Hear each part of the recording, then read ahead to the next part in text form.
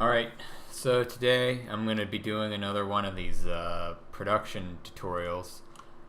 I hear a lot of people talk about how the main thing that they don't really want to get into producing is mainly because they don't have the software that they feel is necessary in order to be creative, or they feel like they need to invest in all kinds of different synthesizers and analog synths and or all kinds of VSTs and all kinds of basically, I wouldn't say they're useless because they're obviously important because I have a lot of them and I find use for all of them, but they're not necessary to make interesting music. So this tutorial is basically just going to be about making interesting sounds from stock synths or stock drum kits and how you can sort of manipulate them to become more interesting or to become more unique.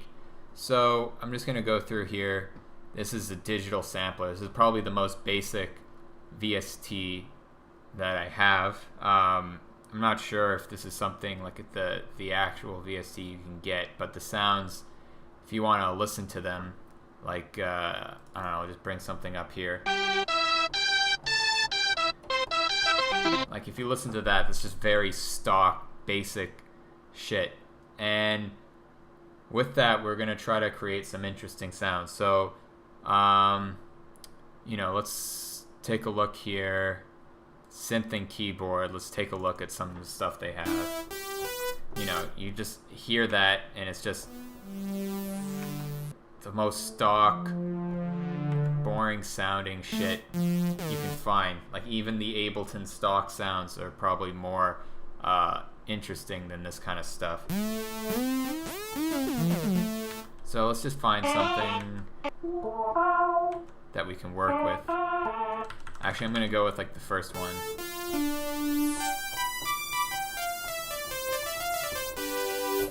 So it's basic synth. Now the one major thing you can do with the synth, I'm literally not gonna change anything on this. Like I'm just gonna assume that whatever synth you have is like the stock synth that you can get, and you can't really change anything about it. So literally all of this we're not gonna use. We're just gonna use whatever this is, and we're gonna just add some effects onto it and see what we can do with that. So first of all,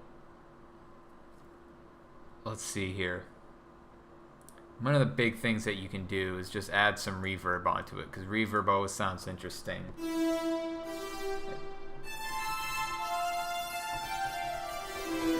This reverb is actually pretty interesting in terms of that it can do a lot of stuff, but we're really trying to go in for the basic shit right now. So let's turn down this wetness here. Maybe turn up the decay a bit.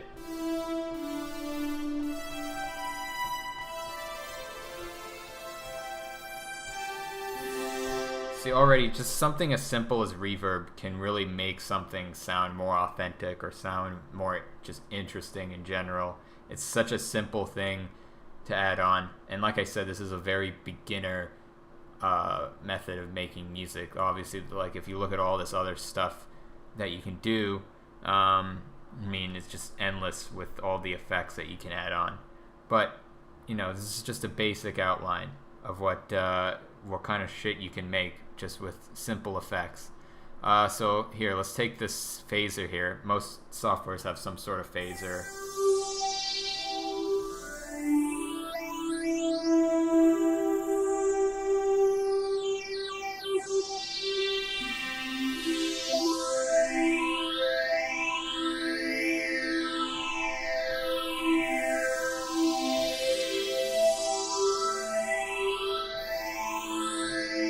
What I'm gonna do here is, I said I wouldn't do it, but I'm just gonna go to the amp here, which if you don't know anything about synths, this is probably the first thing you should know. I guess I could just give you a brief introduction as to this. So this is the attack.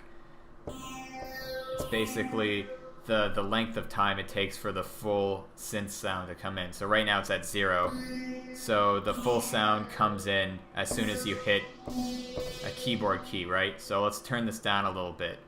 Once you get it up to here around midway point, now it becomes more like a pad, meaning it takes a lot longer. So if you listen to that, it has more of a flowing effect, as you might want to call it. It's a lot more ethereal, a lot more atmospheric. Then you have decay, which is basically when you hit it once, it's the length of time after you hit. Or actually, I can't really describe decay so well. It's better for you to hear it yourself, because it's often very confused with release. I'm just going to turn off the reverb so you can hear it better.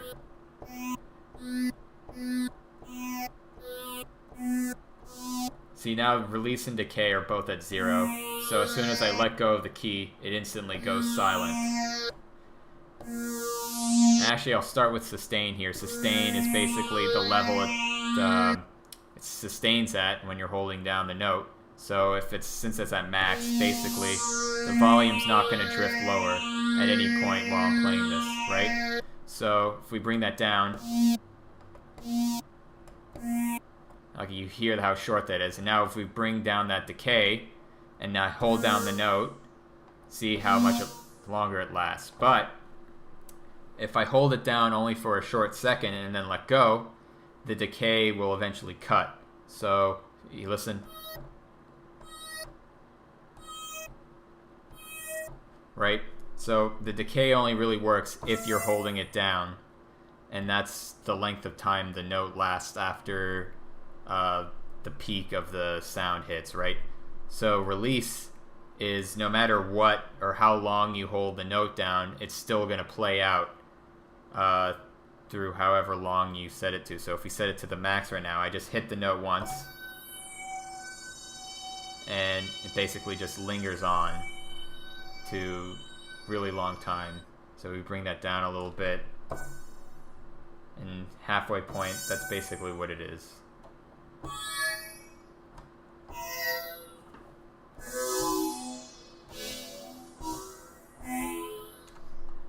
So let's bring the sustain back up, put back the reverb. Now that you know a little bit about the basics of using a synth, this is the amp. It's the most important part. Or I shouldn't say the most important, but it's basically the first thing you should learn about when it comes to understanding how a synth or a VST works. So here's the synth we have.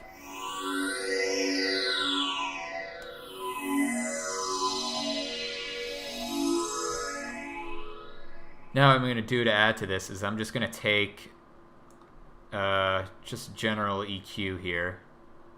It's the one I have. This is actually a really good EQ. You can get basic ones with Ableton. I know they have one that basically looks kind of like this. So depending on whatever software you use, it's not going to be that hard to find an EQ that works for you. What EQ does is it basically gives you a visual representation of the sound waves. You see it here happening. And right now I'm not liking the fact that the high frequencies are a bit much, so I'm just going to turn that down a little bit. See, it gives it kind of a muted effect, which I think would work.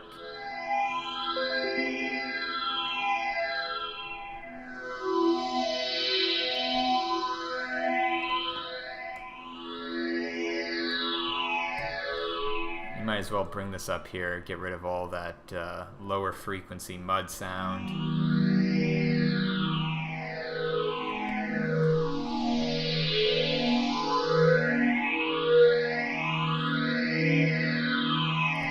So yeah, this is, from what we started with, we basically made a synth that's very interesting without doing much or having complex VSTs or effects. I mean, basically you have a reverb, a phaser, and an EQ, and doing very minimal stuff with the amp part, which you don't even really need. If I bring it back to what it was when I started,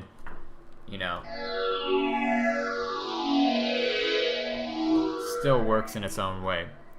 So let's go to drums now. Drums are a little trickier to make interesting, but again, you can use the same kind of things for this.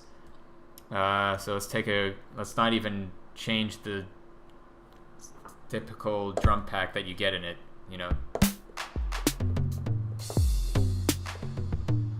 you just listen to that and it's like this most stock drum kit you could possibly find. For drums, really, it is kind of specific that you find drum packs that work. Manipulating drums with very basic effects can be quite difficult. One of the things you can do is if you add a distortion. I'm not going to use this one because most of the time if you use a basic digital audio workshop, you're going to get like a guitar amp or something. So that's basically what we're going to use. So let's just use this guitar amp here, and it'll...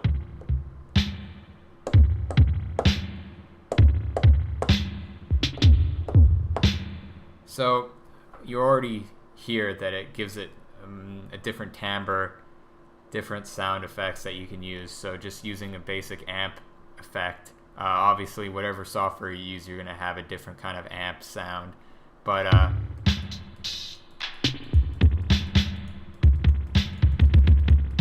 obviously if you're a beginner, you're probably going to look at this stuff and not know what to do. So what you do is you just look through the presets that will most definitely come with any basic amp VST. So let's take a look at some of these. Hold on.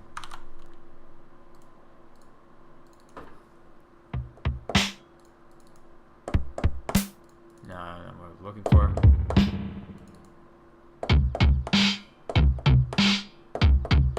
See, that's pretty some brutal shit. Maybe that doesn't really work with the synth that we made. So let's find something a little bit more ethereal sounding, right?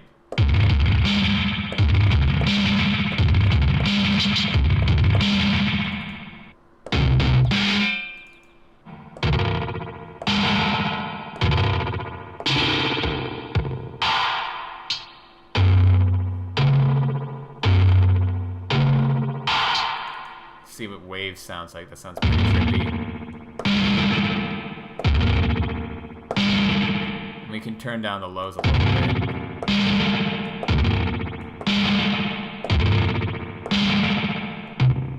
I seem to have two at the same time. Let's get rid of that. Here we go.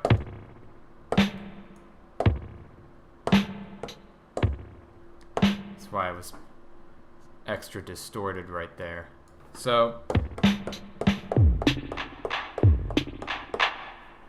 already you kind of have a different timbre now. So if we like just fuck around with these maybe a little bit, I mean that's the best way to learn, is just fuck around with the knobs until something happens and you just learn more and more about what each knob does.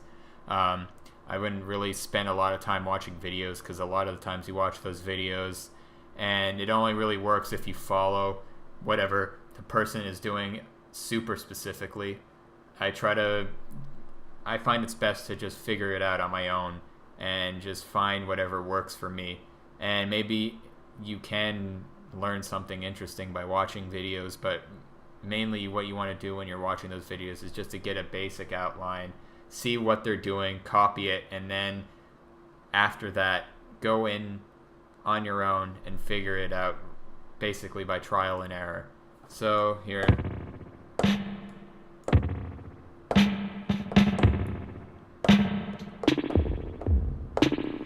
Here we got something a little ethereal sounding. Maybe we can add another reverb effect on top of this. Let me just find it first.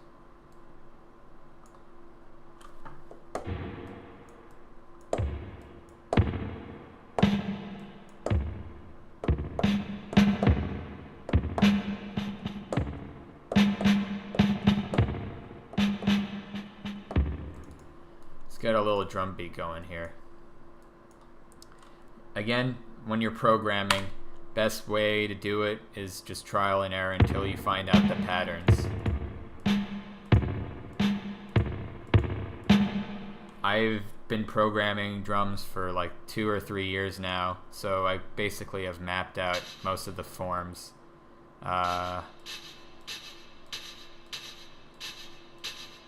So I basically know what everything sounds like.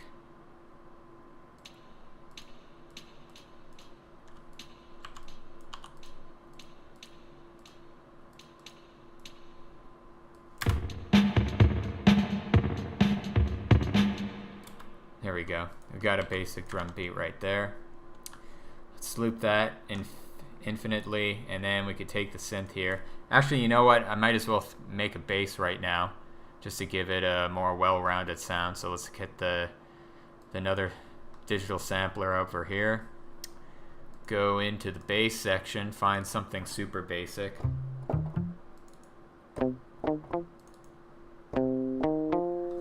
Let's turn down the key octave. Here we go.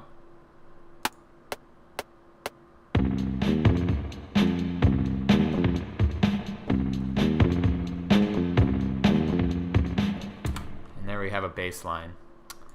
This is how I used to make music when I was first starting out. This is a very crude way to do it, but this for me was what worked. Obviously, if you're starting out, you're going to have a completely different creative process, but start off simple. Don't overcomplicate things. If it has to be just loops over and over again, that's how you're going to start out, and that's what you should master first before getting into more complex compositions. Because if you're just starting out trying to make super complex shit, you're going to just not be able to do it, and you're just going to get stuck, and you're not going to have enough confidence to make music again in the future. So just do something that you can do right off the bat. Don't think about it too much, and just enjoy what you're doing. So now that I have this, I'm going to just improvise a little bit on the lead synth here, and then we'll have very basic song.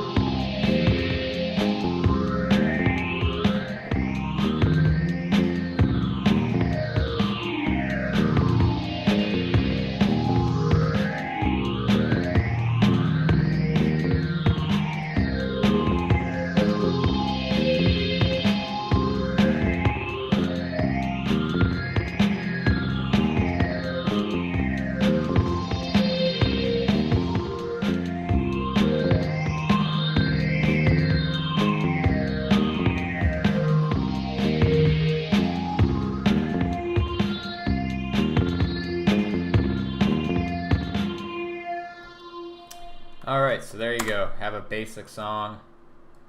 And, yeah, this was back 2014, 2015. I would basically call this a day, export it, and then make another one like this. Do that 10 more times, and then it'd have an album.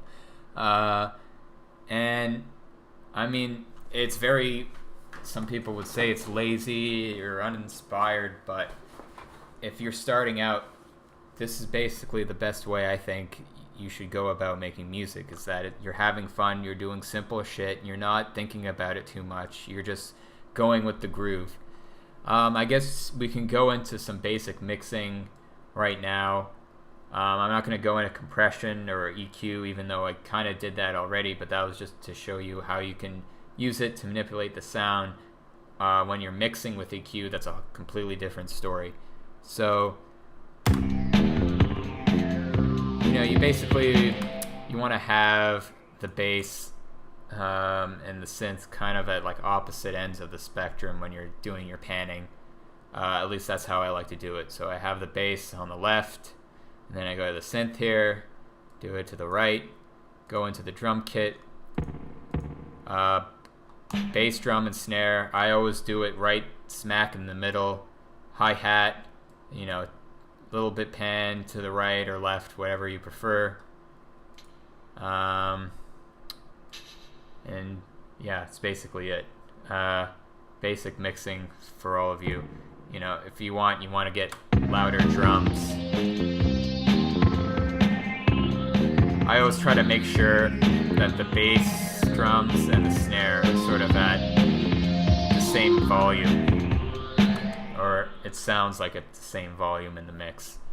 So yeah, starting out, don't think too much about the mix. Just make sure it sort of sounds good to you.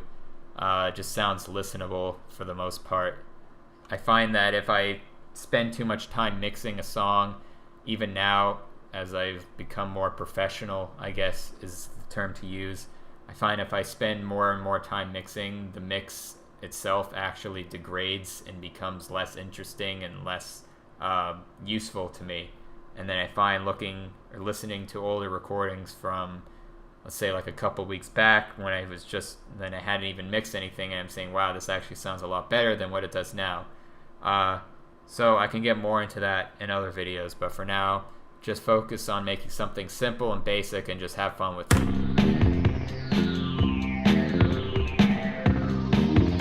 And that's it. Hope you enjoy. If you have any questions, if you want any subject matter for me to cover in a next video, let me know. Comment and shit. And that's it. Thanks for watching.